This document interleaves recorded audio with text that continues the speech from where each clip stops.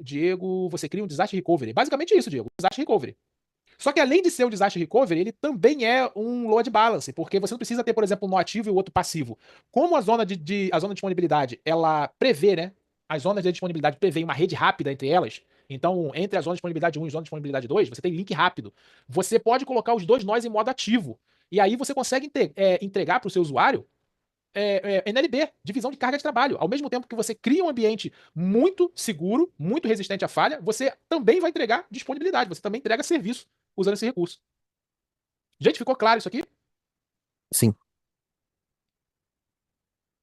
Professor, uma pergunta. Nesse caso, é que eu não conheço muita parte de infra, tá? Uhum. Mas, tendo essas duas zonas de disponibilidade, pode acontecer duplicidade de informação?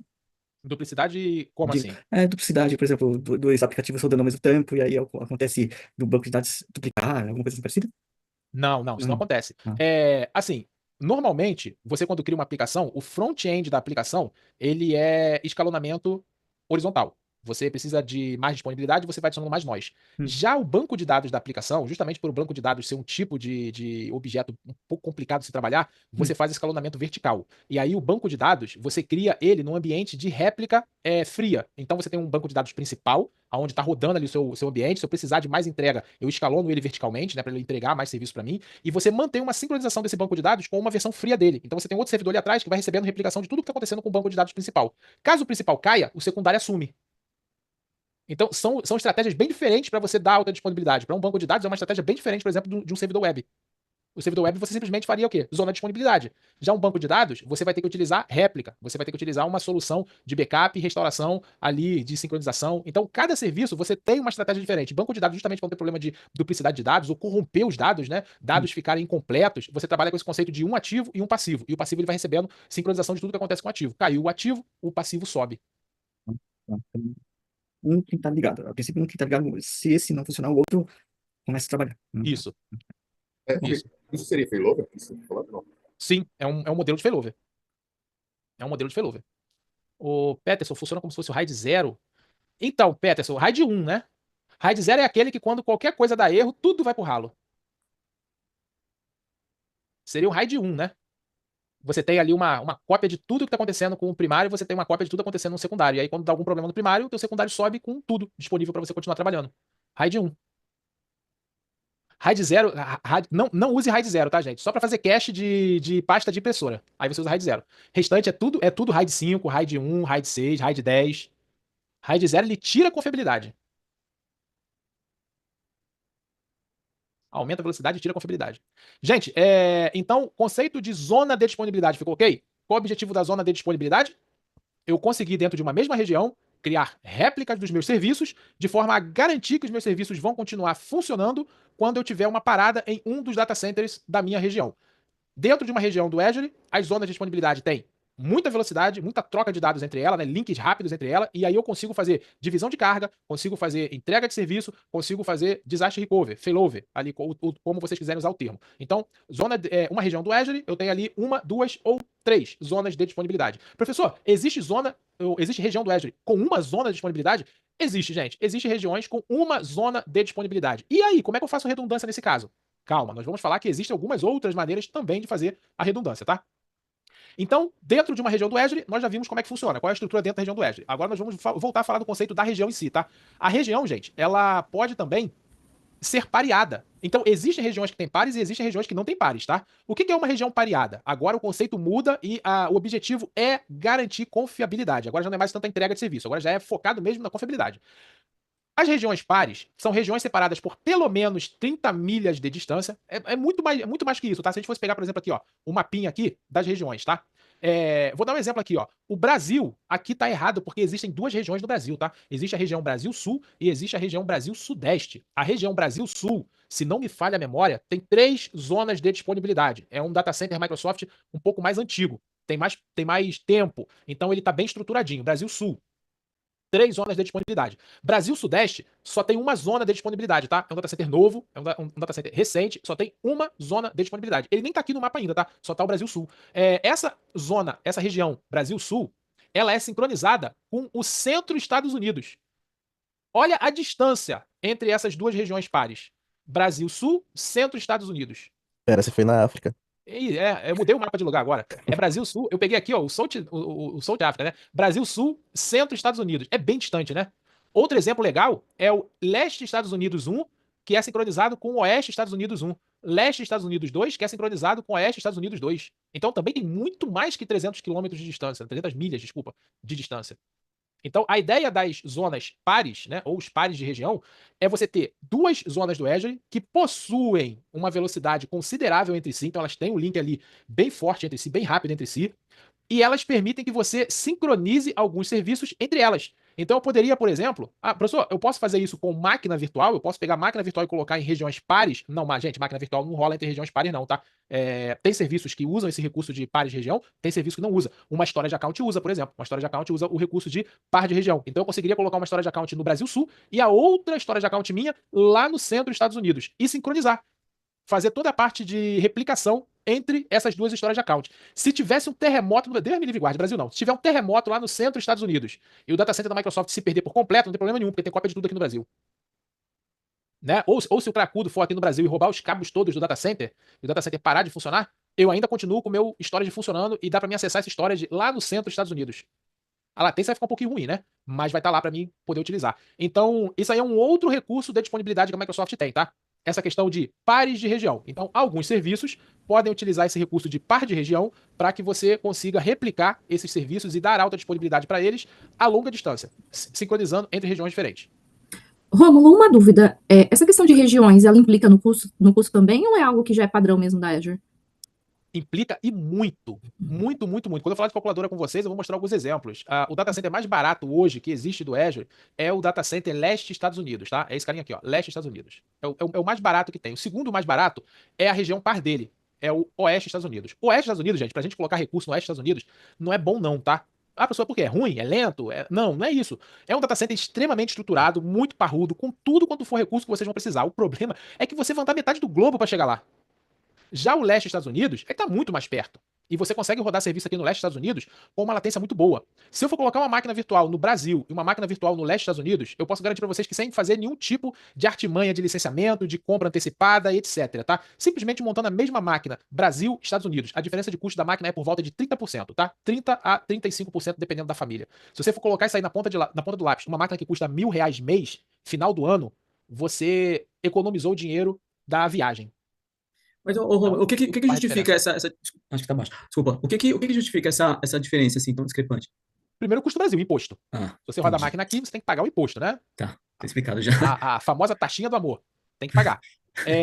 Segundo, o custo no Brasil, para rodar o recurso mesmo, é maior. Tá? O custo do link é maior. O custo do hardware é maior. A Microsoft, ela tem que importar o hardware, tem que comprar o hardware e vai pagar imposto. Então, não é só questão do imposto da licença em si. Você comprar a máquina lá custa R$500, a máquina aqui custa R$500. Mas lá você vai pagar R$510 reais com o imposto, e aqui você vai pagar R$600 por causa do imposto. Tá? Não é só essa diferença do imposto em si na cobrança, mas também a manutenção do ambiente. O custo de mão de obra no Brasil é maior do que nos Estados Unidos. Então, a hora técnica do Brasil, profissional, para fazer o ambiente funcionar, é mais caro no Brasil. A eletricidade é mais cara no Brasil. Link de rede é mais caro no Brasil. O espaço físico para colocar o data center é mais caro no Brasil. Tudo isso vai impactar no custo do que é oferecido dentro daquele data center, entendeu?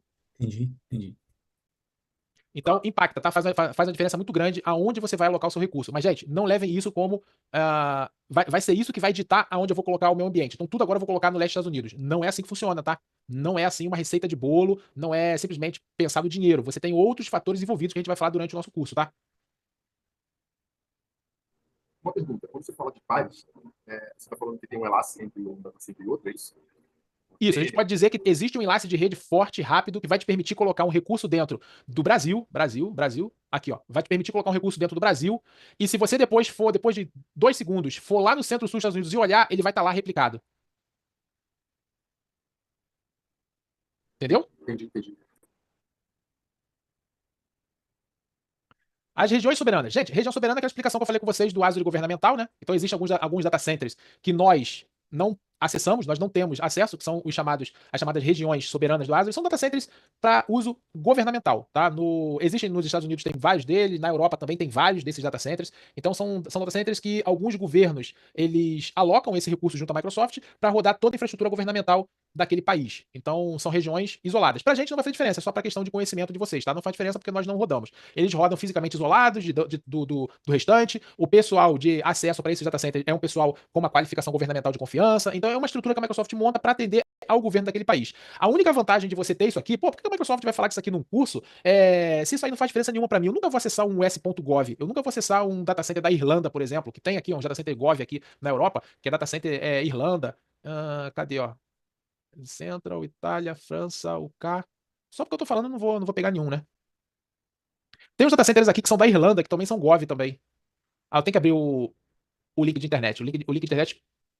Eu acho que esse aqui, ó, esse que ele fala que é sovereign aqui, ó, é soberano, ó, soberano, público, só que do lado de cá também tem uns que são soberanos. Não é só os Estados Unidos que tem não, tá, gente? Aqui na Europa também tem. Por que a Microsoft mostra isso no curso? Qual o objetivo? A Microsoft, para conseguir, por exemplo, a autorização do governo da Alemanha para montar um data center lá e oferecer serviços para o governo alemão, serviços militares, serviços de segurança, gestão governamental, ela tem que passar por uma série de certificações, né? Atestar determinados padrões de qualidade, confidencialidade, governabilidade, confiabilidade. E a Microsoft, quando ela diz que ela é uma prestadora de serviço de forma soberana, tem um data center soberano para o governo daquele país, ela está testando, ó, eu passei, tá? Todas as validações de segurança, de confiabilidade, todas as qualificações necessárias para mim atuar como provedor de serviço de cloud para aquele governo, eu passei. Essas qualificações, esses recursos de segurança, integridade e tal, ela não adota só para aquele data center. Não é porque lá no West Gov tem que ter um recurso de criptografia para tudo que é armazenado dentro do data center. Eu vou fazer só para o West Gov? Não. Gente, uma vez que ela tem a implementação dessas métricas, dessas aprovações, ela implementa isso para o mundo todo.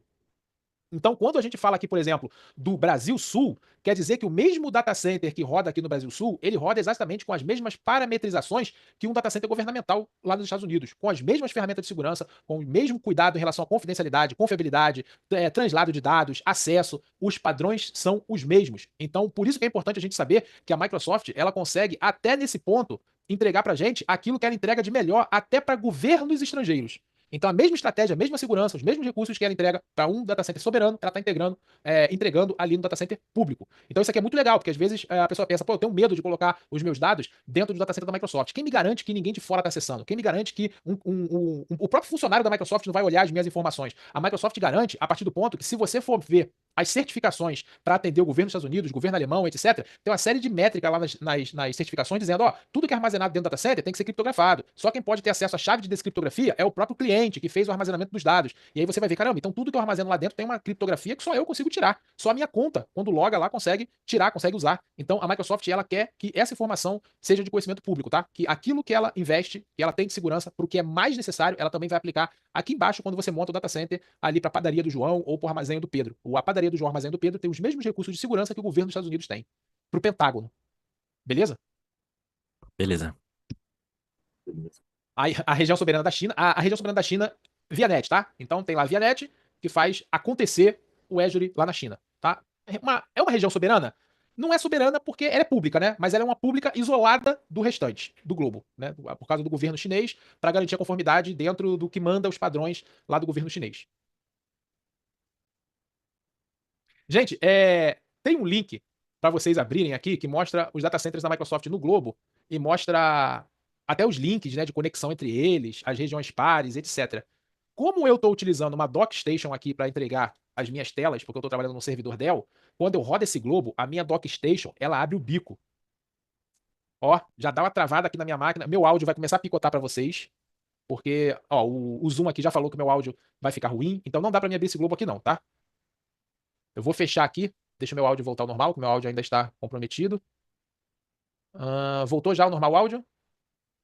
Sim. Já voltou? Não sei se vocês viram aí, meu áudio ficou comprometido aí, picotou? Nem parou. Nem parou. Não parou? Oxe, então foi antes da hora. Se eu deixar aquele globo aberto, o Zoom ele vai colocar um monte de mensagem pra mim aqui, ó, teu áudio tá ruim, vai comprometer, ó, a apresentação vai começar a dar problema, ele começa a colocar um monte de aviso aqui, porque aquele come o processamento todo da minha DockStation. E aí eu não consigo rodar, mas eu coloquei o link aí no chat, aí vocês abrem aí pra vocês darem uma olhadinha. Microsoft colocou o estagiário pra montar esse globo aqui com as zonas, com as regiões, com tudo, aí vocês conseguem ver até os links de conexão entre os data centers. Bem legal. Foi criado em Flash, né? Não é? É bem diferente, né?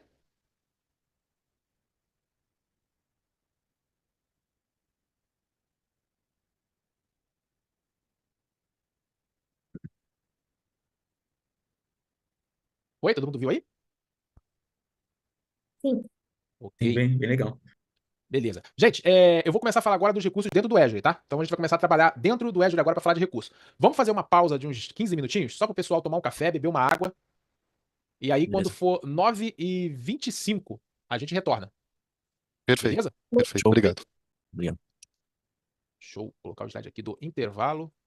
E aí, quando for 9h25, a gente tá de volta, tá? Bom café aí. Deixa eu esquentar um café aqui no micro-ondas pra mim também.